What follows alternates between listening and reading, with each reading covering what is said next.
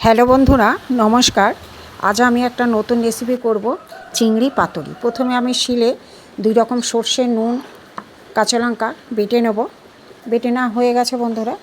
এবার আমি চিংড়ি মাছগুলোকে আমি খোসা ছাড়িয়ে পরিষ্কার করে ধুয়ে নিয়েছি। সাধারণ যে চিংড়িগুলো হয় ওতে আমি সর্ষে বাটা দিয়ে দেবো।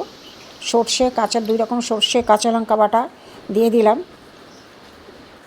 এবার আমি নুন দেব, হলুদ গুঁড়ো দেবো, কালো জিরে দেবো, একটু হলুদ দেবো। এবারে আমি একটু সর্ষের তেল, কাঁচা সর্ষের তেল দিয়ে ভালো করে এটাকে মেখে নেব। নিয়ে এখানে 2টো কলা পাতা বন্ধুরা, এমনি আমি গ্যাসে এগুলো নরম করে রেখেছি। এর মধ্যে আমি চিংড়ি মাছগুলো, যে মিক্সড করা যায় চিংড়ি মাছ, মাখানো চিংড়ি মাছগুলো আমি দিয়ে দেবো।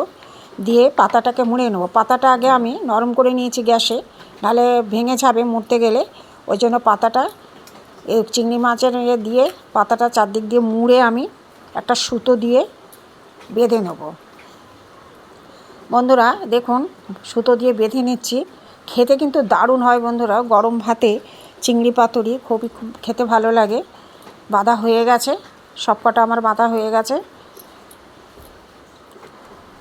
এখানে সবকটা আমি বেঁধে নিয়েছি। এবার কড়াইয়ের মধ্যে আমি একটু সর্ষের তেল দিয়ে দেবো।